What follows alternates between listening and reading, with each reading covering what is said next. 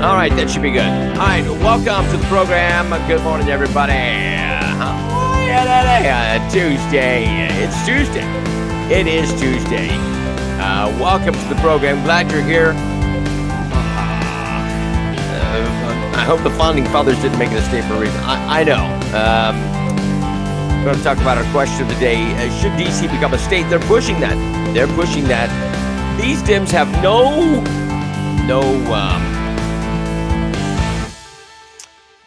shame. I vote next time Nick takes us with him. I put you to work. Those are some long days, Corey. Some long days. All right. Now, let me say this. I was going to do the show while I was gone, but the time difference threw things off for me. So I had to start work a little earlier, so I could not do it. So if it was the hour the other way, I would have done it. All right.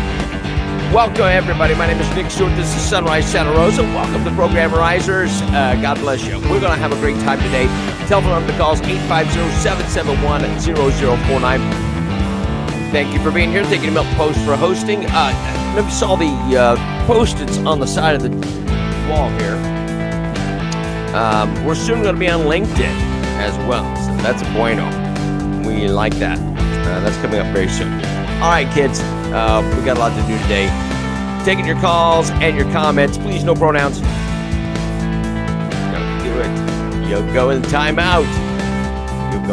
Today, forecast cloudy, occasional rain during the afternoon. Thunders possible, high near 72. Chance of rain 80%. Tonight, rain likely low near 63. The chance of rain 100% tonight. 1 to 2 inches of rain expected, so be careful. Tomorrow, showers and thunderstorms, and chance of rain 80%, high 71. All right. Presently, your temperatures, it's 57 in Milton. It's 66 Gulf Breeze, 64 in Navarre, and 64 in Pensacola. There you go. Wait, where did I go? Am I there? Can you see me? Why did my camera disappear? Let me reboot this here. Oh, there I am. All right. I know, Butch. I know D.C. is a federal district, but that does not stop the Dems. Rules don't stop the Democrats. They don't care about rules. They're getting away. Rules get in the way.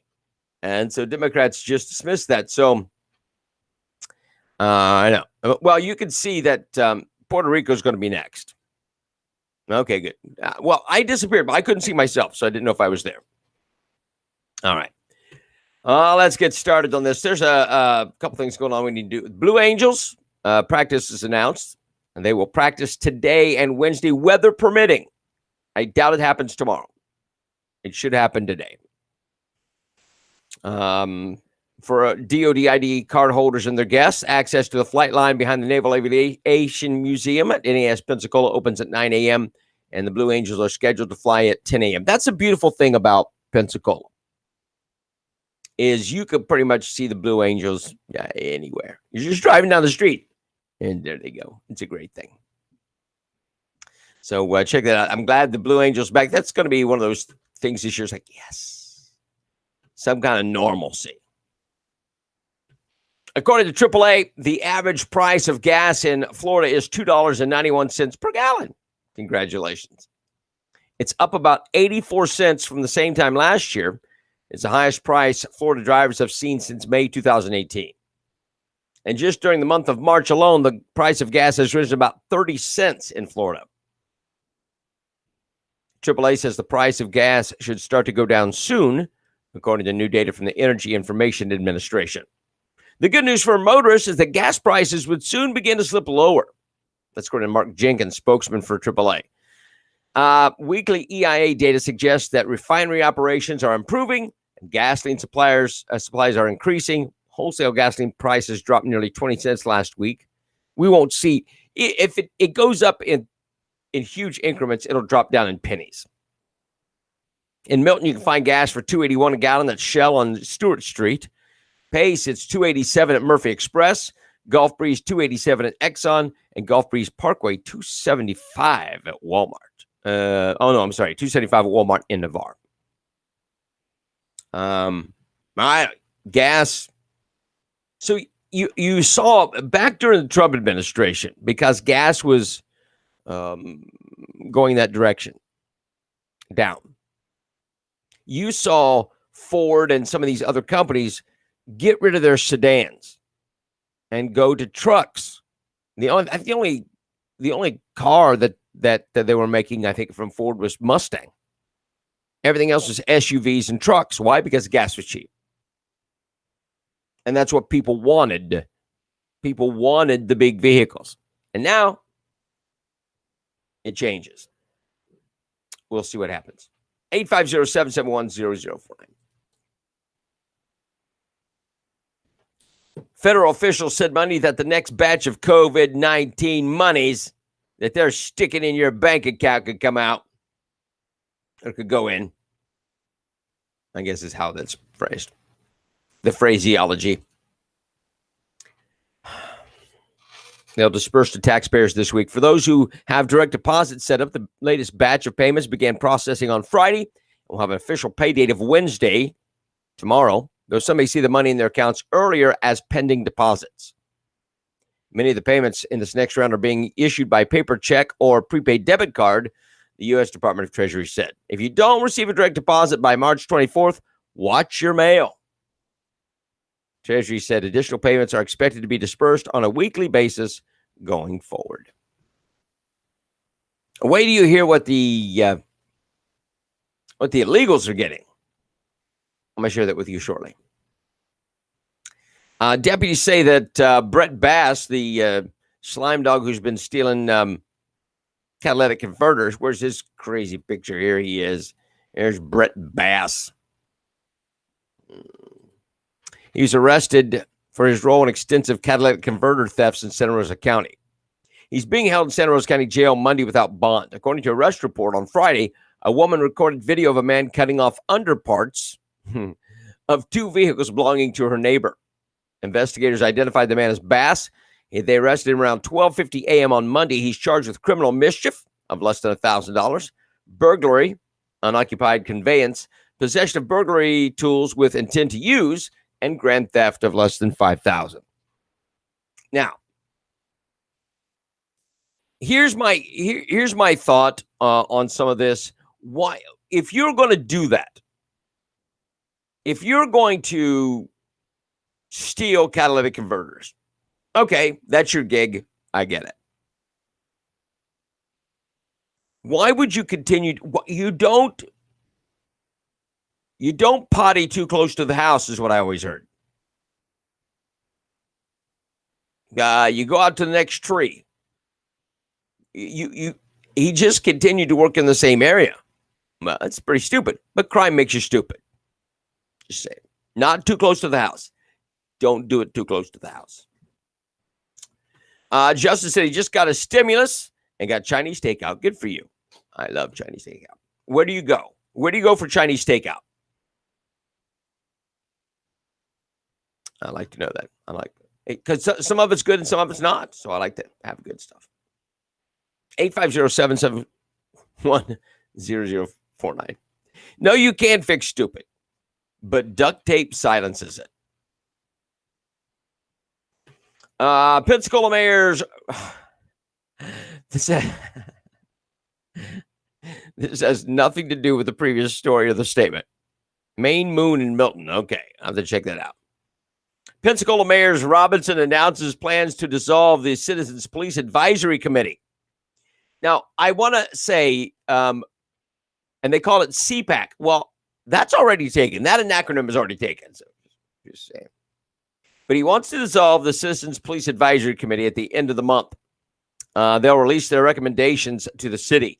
They've served their purpose, said Robinson. They've gotten a report together. We'll get that and see and go from there. The 12-person committee was put together following the death of Tamar Crawford. For the past year, the committee's been coming up with policy changes when it comes to use of force to conducting traffic stops. The group says their work's far from over, just like any political group.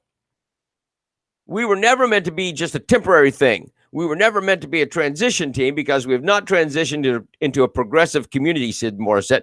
Well, we don't want to be a progressive community. Yes, you were meant to be a temporary thing. Mayor Robinson says he cannot have a permanent standing committee. He also noted public criticism of the group's ideas. There were a lot of comments on Facebook Live. Most of them were saying they didn't like the committee or what was going on. No, you're correct. You caved to a special interest group. Congratulations.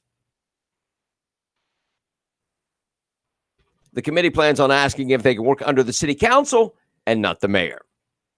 We know there are issues we can work together on. Our job is not done. We're going to keep doing it regardless if the mayor wants us to or not, said CPAC co-chair Drew Buchanan. Oh, I think we're a little self-important. I think we're thinking a little too much of ourselves. We're going to keep doing it whether he wants us to or not. I think he put it together. Shut up and sit down. Yeah, move to a blue state. Or move to a city that cares about your goofy input. He caved to BLM, and now, and yes, he did. He did cave to BLM, and now he's going to have to fight that. He wants to get rid of him now. It's like the mafia. Once they get a hook in you, you're done. You can't shake that thing. And now Grover is, they're not going to let him go. They're not going to let him do that. It should have never been put together to begin with. Never. And now they don't want to give it up.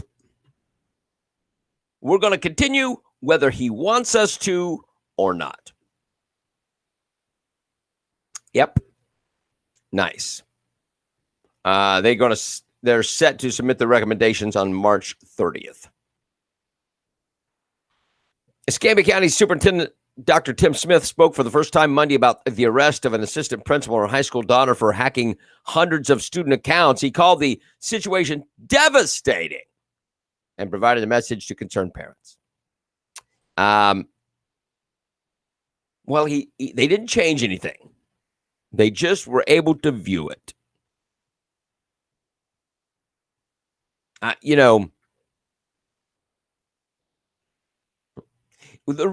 tell you why he's devastated. It's because it made national news. When you do that and you push it to national news and you bring some embarrassment like that, they don't like it. I get it. Misty says pronouns, Grover most definitely caved. I'm surprised he's trying to stand up to them now. Well, Grover realizes that election times are coming.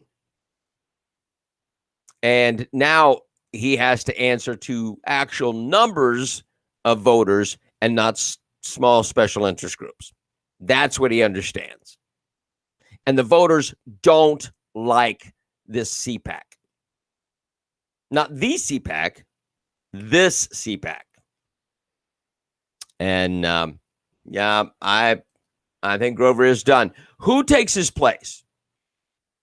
Who is going to be the next mayor of Pensacola? Who's going to be the next mayor of Milton? Legitimate questions. Who will stand up and run and do the right thing? I don't know. Who is going to do that and have a backbone and have a heart and not have an agenda,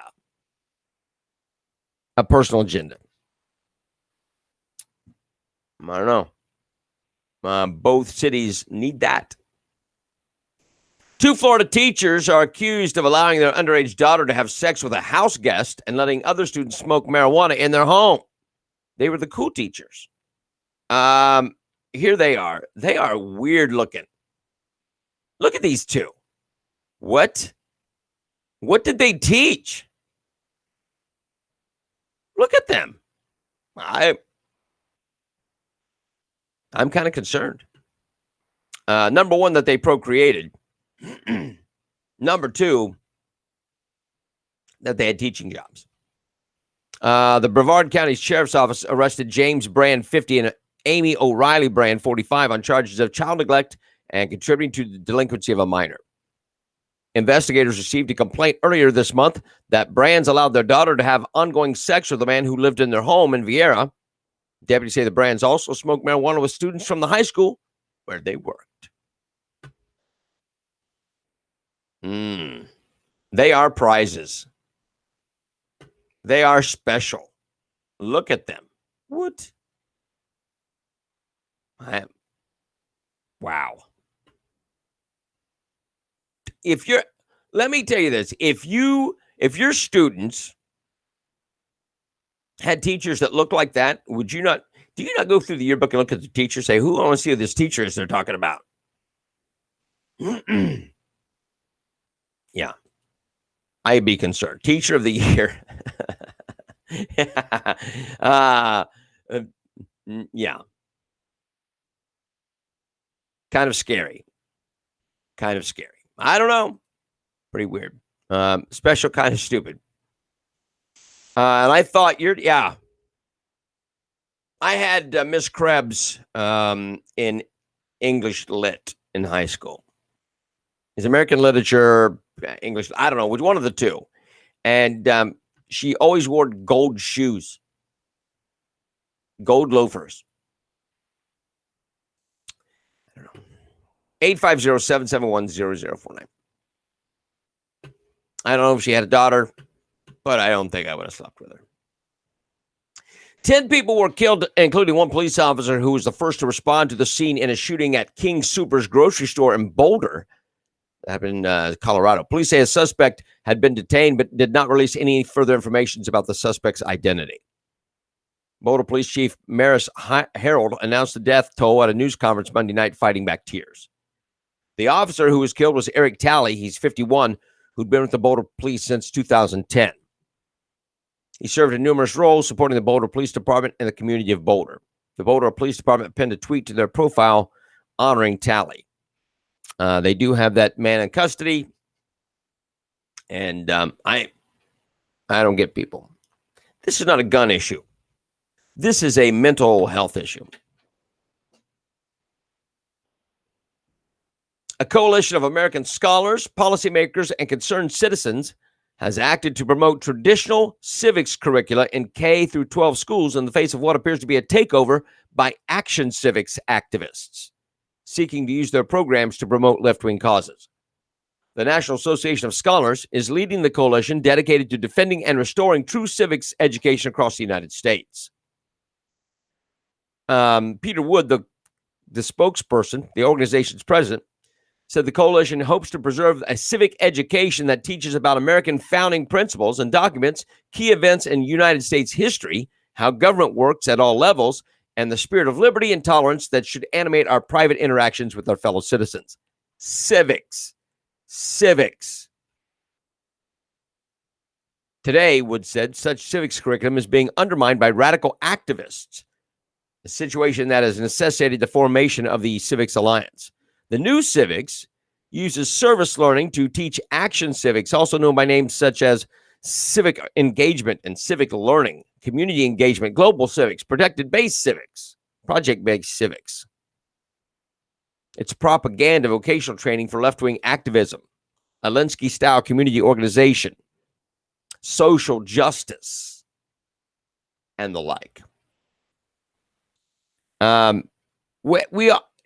We ought to teach civics at home, but again, children need to understand how government works and communities work. I was talking with somebody this weekend about teaching kids about your community, what roles people play, the mayor, the police, the firefighters, those kinds of things. And the importance, and that's not being taught anymore. It's not being taught anymore. We're taught that just because you have a Winky or a hoo-hoo doesn't mean that's what you are. A Winky doesn't make you a boy, and a hoo-hoo doesn't make you a girl. Not anymore. Not anymore. That's what they're teaching them in K-5. Just saying. They're not teaching them about, and police are bad. That's the other thing. But it should be, civics should be taught.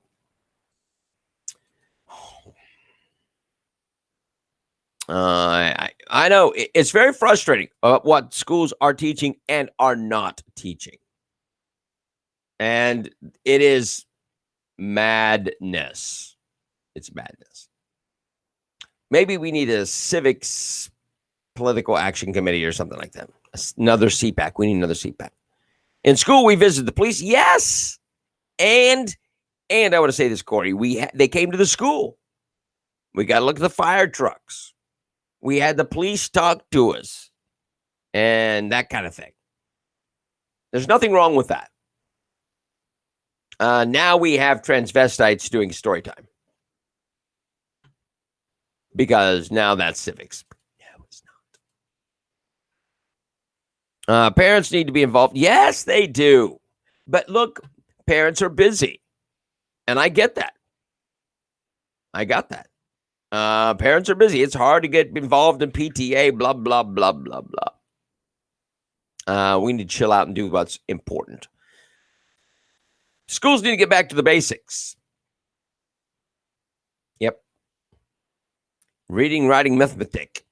Right? Those things. Arithmetic. Krispy Kreme Donut Company. I'm not a Krispy Kreme fan. It's too sugary. It's slimy. That's me. However, Krispy Kreme is trying to encourage people to get vaccinated and instead got a backlash on social media over the incongruent health messaging. Krispy Kreme CEO Michael Tattersfield appeared on Fox Business and explained the decision to hand out free glazed donuts. As America starts to make progress in the pandemic and you start scaling back the vaccines, we made the decision that said, hey, we can support the act of joy, which is if you come by and show us a vaccine card and get a donut anytime, any day, every day, if you choose that, Tattersfield said. Tattersfield said the company would hand out free donuts until the end of the year. While many were happy to take advantage of the Krispy Kreme gracious generosity, others criticized them for ignoring that obesity was in the list of commodities for COVID-19. Obesity is one of the primary factors that affects your response to COVID, and these effers are giving away donuts a day if you're vaccinated. Everything's so dumb. And it's part of the comorbidity. Obesity. No vaccine card. Their coffee's better than Dunkin'. Well, I can make coffee. No vaccine card. Well, no donuts for you, Donna. No card, no donuts. Just remember that. And that's a hard, fast rule.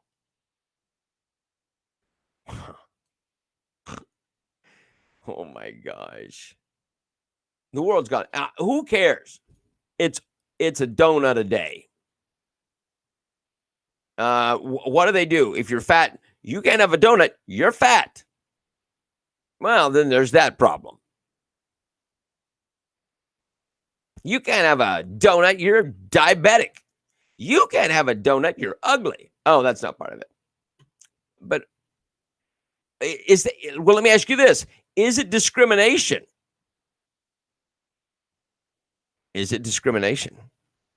Remember, there was restaurants that used to think, and some maybe still do, but if you brought in a church bulletin on Sunday, you got 10% off your meal. And people are saying, well, I don't go to church and I should get the 10% because I don't go, but you see what I'm saying? Can I demand a free donut if I don't have the vaccine card? That's discrimination. No. Jason, more power to you, my friend. Yeah. I don't know what that means, Sharon, if that's on the other story. But yeah, I don't care. But it's just kind of stupid. It is a stupid thing. Won't be that you can't even buy a donut without a vaccine card. Well, that day's a coming. Once Joe Biden floods the border with all these illegals and spreads coronavirus like mayonnaise, and you'll be required to get the vaccine. That's what the whole purpose of this is. It is. It is. 850-771-0049. Health officials in Oregon are considering making mask mandates a permanent rule until they determine it's no longer necessary. Oregon's Occupational Safety and Health Administration, OSHA, enacted a mask rule on November 16th, but that's set to expire on May 4th. Some officials want to make it permanent. Although the rule must be adopted as a permanent rule, it's proposed to address the COVID-19 pandemic. Oregon OSHA intends to repeal the rule when it's no longer necessary to address the pandemic. Because it's not possible to assign a specific time for that decision, Oregon OSHA will consult with the Oregon OSHA Partnership Committee, the Oregon Health Authority, and other stakeholders as circumstances change to determine when all or part of the rule can be appropriately repealed. We'll make that decision for you because we are a progressive police state. And you will do what we tell you to do until we tell you it's fine not to. And they don't know, they haven't been clear on how long that mask mandate will be necessary. Interested yet? There you go. All right, so I got that started. The entire COVID thing's not about your health, or they would be giving away free donuts. That's what they're saying. It's an evil plan by an evil man. Who? Which one? You used. What is it? The vaccine wasn't brought in for the virus. You're talking about Biden? Is that Biden? An evil plan by an evil man? The vaccine wasn't brought in for the virus. The vaccine was brought in for the vaccine. The virus brought us in for the vaccine. I got you. Good for you. Polish it well. But yeah, but the mask mandate for Oregon is absolutely ridiculous. It goes until we say it doesn't go anymore. Even though masks aren't stopping anything. I was in the airport. I got to the airport Saturday. Well, going the other way as well.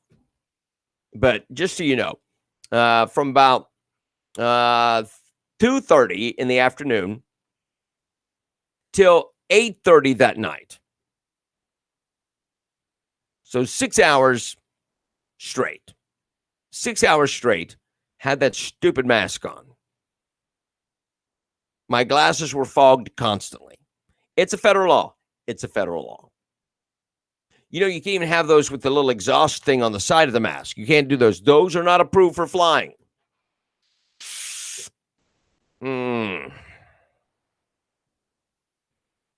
Jeff says we hit the nail on the head with the illegals. It is to tick up the COVID cases. Well, it's more than the lockdowns. It's about that vaccine. It's about the vaccine. Yes. Biden's border plan. Gotcha. 850-771-0049. It is true. It is true. This is weird. So Kamala Harris is bizarre. In case you haven't noticed, she's a freak. She is so weird and inappropriate. And I want to play this clip for you. She laughs at the weirdest stuff. So here she is. This is she responded to a question from a reporter who asked Monday if she'd be visiting the border amid the growing migrant crisis. While taking questions from reporters outside Air Force One, Harris was asked if she had plans to visit the southern border. Here you go. Check this out. Visit the border? Not today. But I have before, and I'm sure I will again. Not today. What was that? What the heck? She is just the weirdest. Was that humorous? I don't know. I don't particularly find it humorous. Why did she? Not today. Guffaws. Here it is again. Visit the border? Not today. But I have before, and I'm sure I will again. How crazy awkward is that? Is that one of the most awkward exchanges? She's just, wow. What a freak. She cracks herself up. She must. No, I mean, I didn't find it funny. Yeah.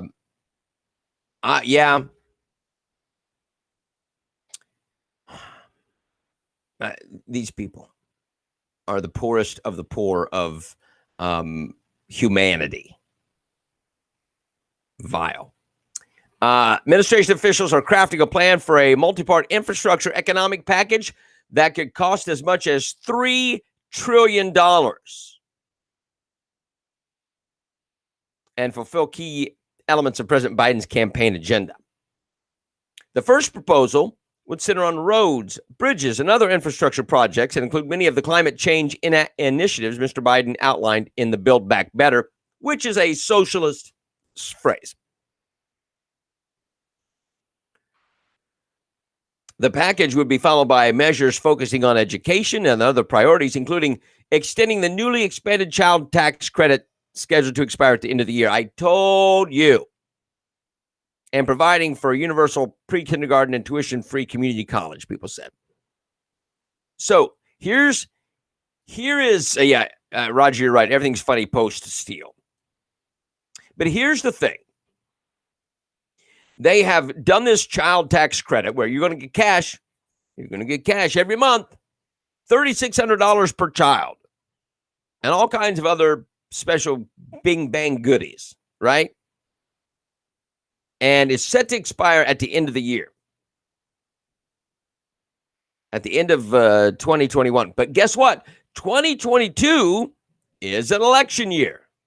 It's an election year. It's an election year. And the Democrats are buying your vote. They want to extend it. We want to extend it, but the Republicans are fighting us. You see? You see what I'm saying? They get you hooked on it. They get you hooked on it and use it to manipulate you. Yeah, I know. $3 trillion. Well, they could get her back pretty easy. They can swear in wherever she needs to be. It's not a big deal.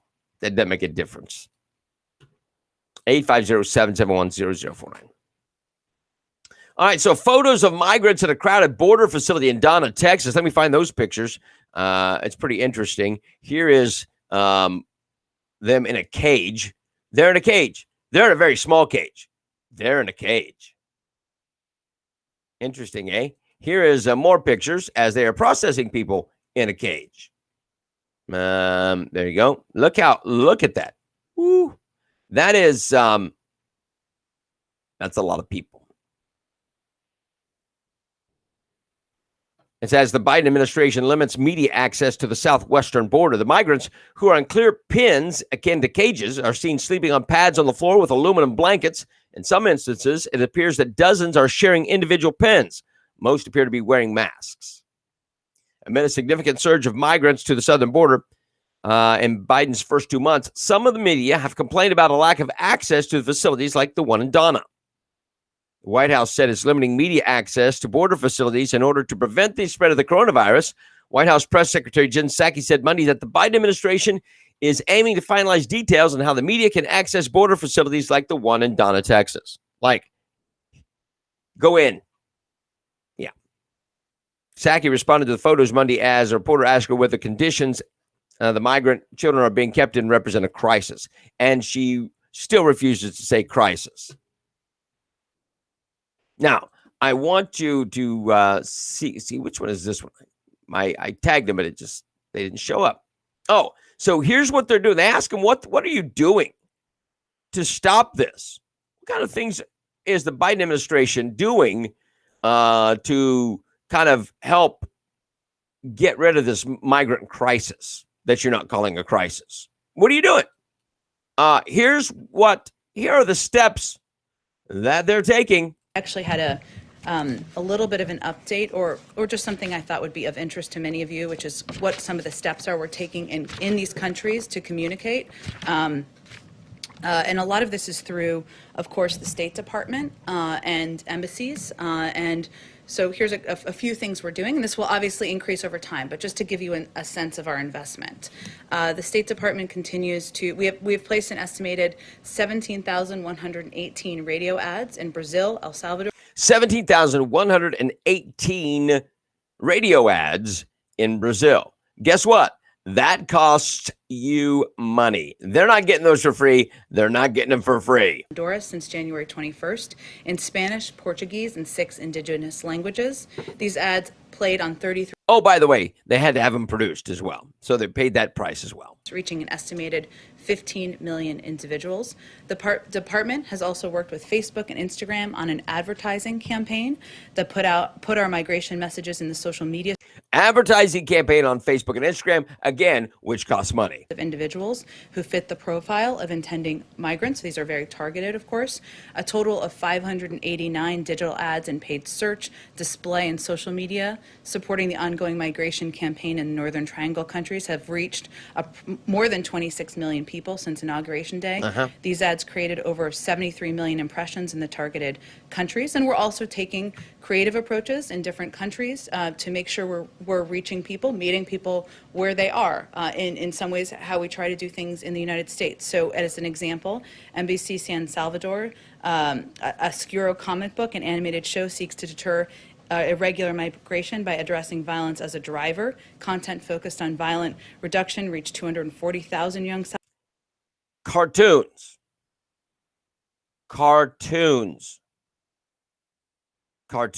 Remember when cartoons used to sell toys and cereal? Now it's propaganda for the White House. The targeted audience. The 2 animated episodes in this past year have been viewed by 3.6 million individuals. So each country is taking different approaches. Our embassies on the ground are obviously the experts working with countries, to your point, Steve, to figure out how to communicate clearly in languages that will be received by the people in these countries and communicate clearly this is not the time to come, our borders are not open, and we will continue to pick this up in the weeks and months ahead. Okay, so they're spending a lot of money. Our border's not open. Even though we said they are, but they're not. We just, psych.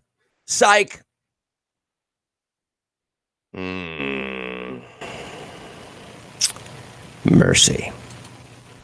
I tell you what, people. They are a special kind of dumb.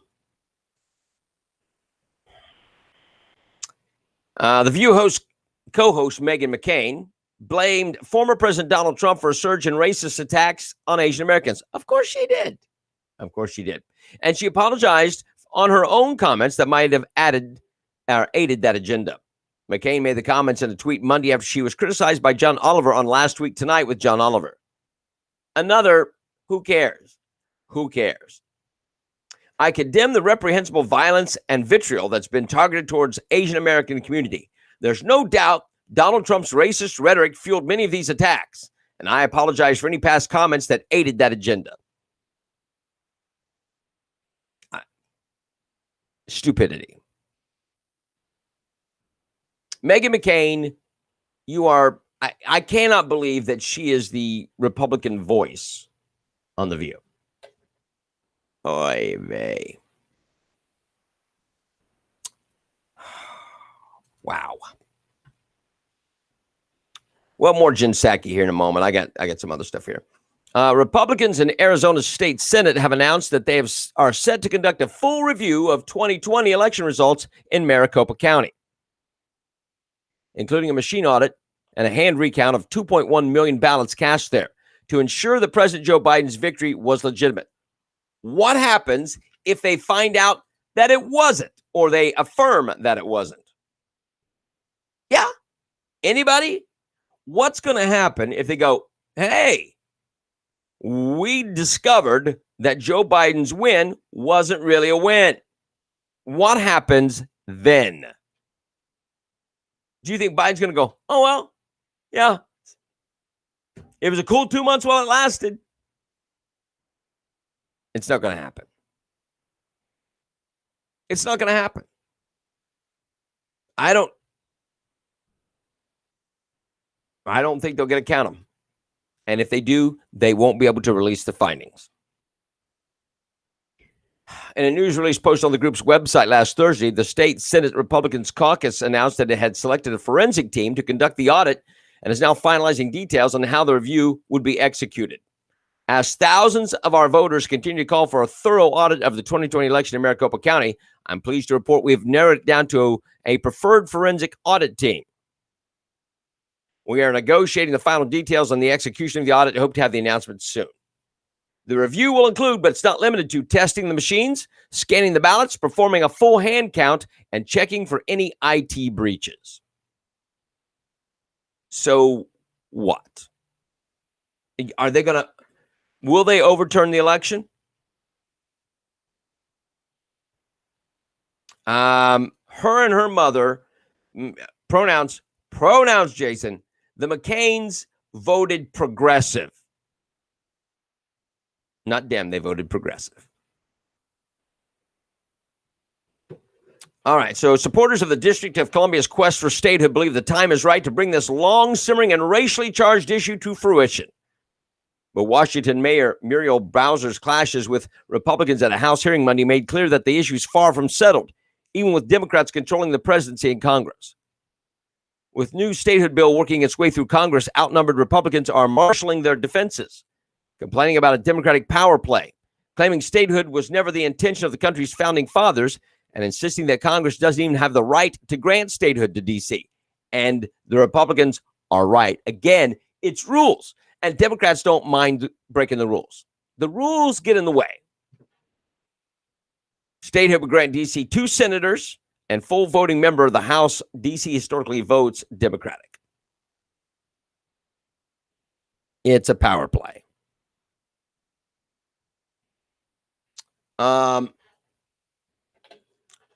Jen Psaki had another question she didn't answer to the tally on Monday.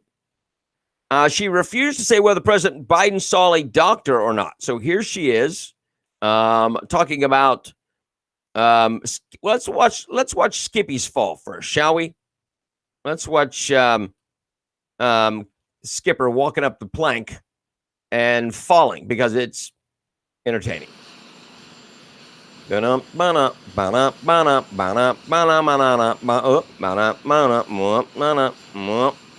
you go. So, brush up. Yeah. And he gets the top and does a little salute. I made it. Now, a question. Why was Ding Dong wearing a mask going up the stairs? Just asking. I'm sorry, President Ding Dong. Got to give respect. So here's Psaki talking about the president's fall. Air Force One on Friday. Is he doing okay? He's 100% fine. I don't know if you've been up those steps. They're a little tricky sometimes, but he's doing great. They're tricky. I've not been up those. Then did he see a doctor? Did he have to see a doctor over it? I'm not aware of that being required. There's, of course, a doctor who travels with the president, any president of the United States, but I'm not aware of it needing actual extensive medical attention. Okay, great. And then on the border, of course. So was it no? She wouldn't answer. Well, I'm not trying to be. There's a doctor who travels with him. He was walking around, as you all saw, by the end of the day. So I'm just trying to be completely transparent. He's absolutely fine. Sure, as he are. was on Friday. Was this weekend? He spent the weekend at Camp David. So why not say, yeah, a doctor checked him out just to make sure everything's okay. That's normal procedure. That's all you had to say. She would not even acknowledge that he travels with a doctor. You saw him at the end of the day. Right? Why not just say the doctor checked him out, make sure he didn't scuff up his leg or whatever. He's fine. He went about his daily duties. Nothing. You notice nobody helped him up the stairs. Nobody came to his aid because that make him look weak. What is the issue? She refused to say. Nice. All right. What else? I don't know. These people are crazy.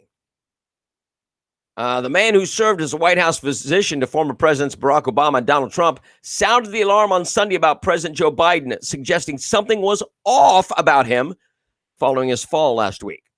I served as White House physician under 3 presidents, Ronnie Jackson said in a tweet. I've seen what it takes physically and mentally to do the job. I can tell you right now that the way Biden is hiding from the public is a major red flag. Something's not right. Jackson's remark comes after Biden repeatedly fell while trying to walk up the stairs to Air Force One last week, which came just one day after Biden referred to Vice President Kamala Harris as President Harris. When he runs up the stairs of Air Force One, and last year, of course, he was mocking President Trump going down the ramp when he was at West Point. Now he's saying, I'm a runner. Well, he actually isn't a runner anymore. By the way, he slipped several times on that ramp. Could it be a gait problem related to a cognitive problem? I think the American people have a right to know the answer to that. And you know that when I was down at the White House and you sent me down there in July, President Trump brought up this issue of sharpness, of cognition, of being necessary for a president. But what about the real question about cognition, about sharpness to be president? And I think that's an issue of great concern here. Biden's gait, Jeff says, could be neurological. I don't think it's neurological. I mean, it could be. I think he's just not there. He's just not there. Watch him when he's at the podium and he turns around real slow and shuffles. Yeah, he's not about himself. Justin says Jesus fell 3 times carrying the cross.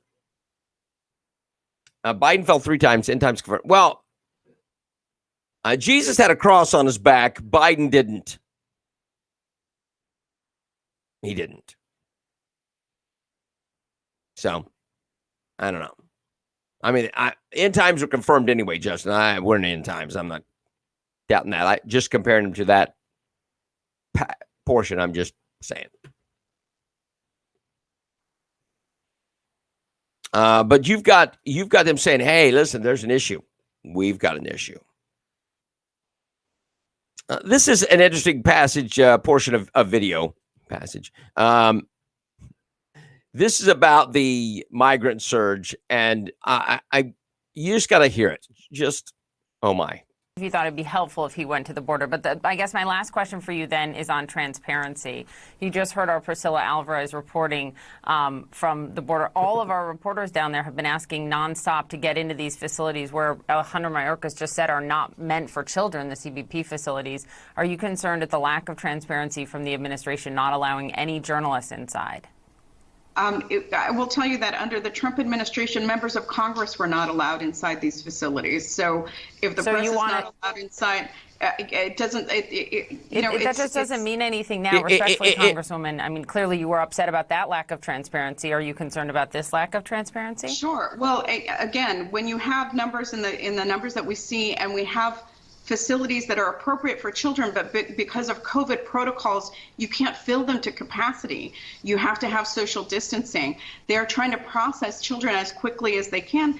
And no, these detention facilities at the border were not meant for children. Children are meant to be in licensed facilities, but because of the numbers and because of the social distancing that's required, they are doing the best. So it's all right under Biden. It wasn't under Trump because it was Trump, but because this is Biden, it's okay. I don't necessarily think that it's appropriate for journalists to be inside centers that are not permanent places for children, that children are not placed there permanently. They're processed out of those facilities as quickly as possible. But they're keeping the children 10 days longer than they're supposed to. Yeah. So you're a fraud, Linda Sanchez. These will allow. Some of them are being held there longer than they're legally supposed to be. So they are doing we'll the best have you. Yes. Under COVID protocols. If it were not a pandemic, I would totally understand the concern. But we are dealing in a unique set of circumstances that are unprecedented, and you can't fault. So she's blaming the COVID for the overcrowding. However, they're not testing for COVID, and they're releasing them into the wild. Great. Love it. You see the duplicity in what they say. Creeps. They're creeps. Oh, the Democrats. Yeah, they made me sick.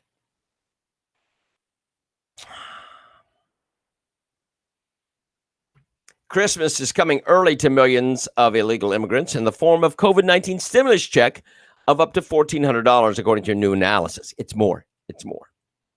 The Center for Immigration Studies on Monday estimated that at least 2.1 million illegal immigrants could be eligible for $4.38 billion wired directly to their checking accounts. How do illegals get checking accounts? How do illegals get checking accounts without Social Security? I got to provide all kinds of ID to open a checking account. I got to prove it's me. I got to prove I got a residence. I got to prove I got a Social Security number. How do you get a checking account? And how do you get government money wired to it when you're illegal? Just a question. What's more, the center's research director, Stephen Camarado, the number could be double his estimate based on Social Security Administration data. Despite Democratic claims that illegal immigrants do not have Social Security number required to get a share of the president's $1.9 trillion COVID stimulus package, several federal programs provide them to 2.65 million aliens. They do have numbers. Based on income data, likely only 2.1 million aliens and their 1.1 million U.S.-born children meet the income limits in the package. In total, illegal immigrants could receive an estimated $4.38 billion in stimulus checks from the new COVID relief bill, $2.85 billion directly, and another $1.53 billion on behalf of their children.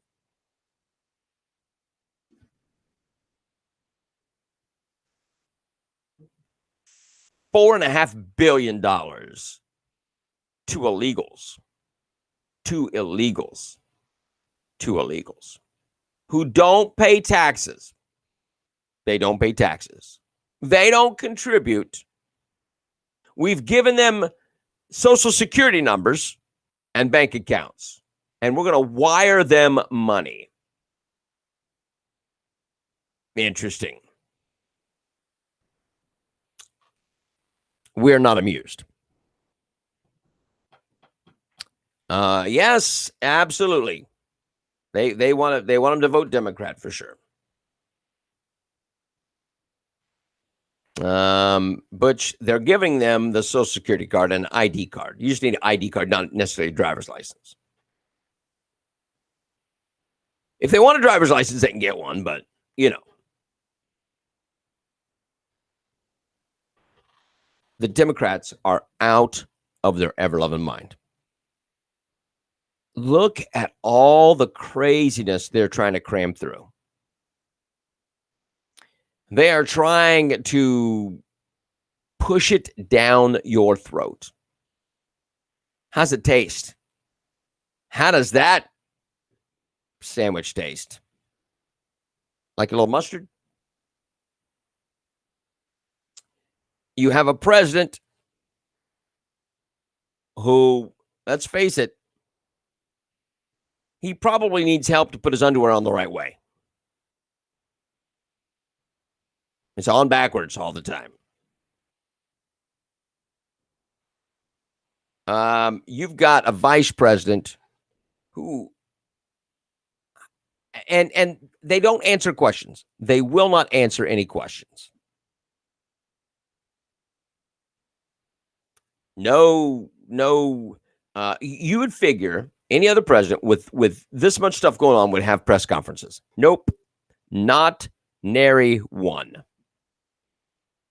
He's only done one address, and it was 20 minutes or 30 minutes.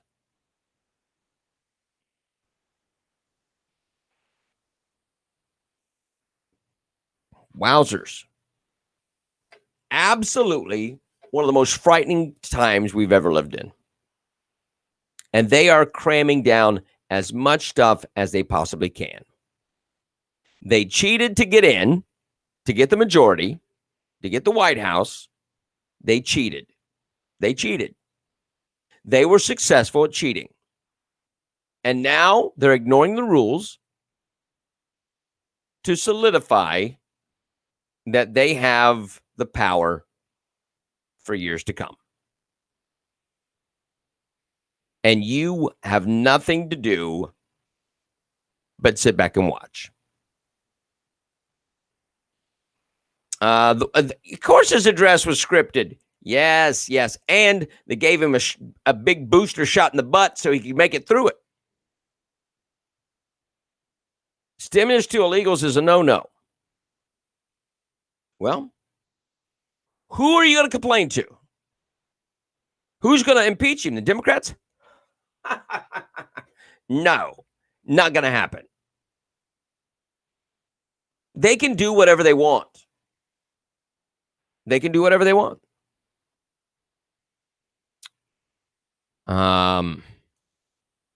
It will continue for 2 years plus 1 day.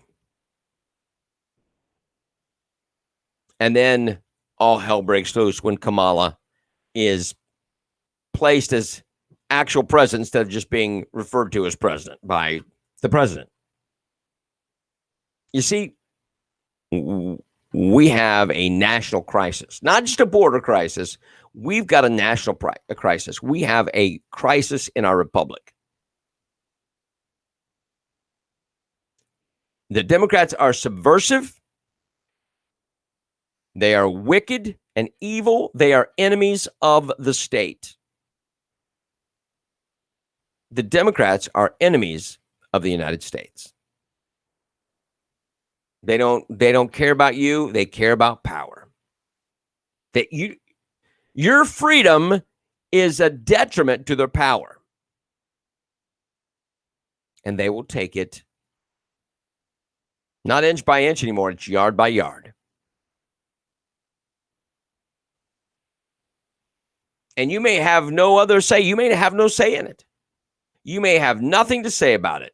You just have to grin and take it. Because, listen, that's life.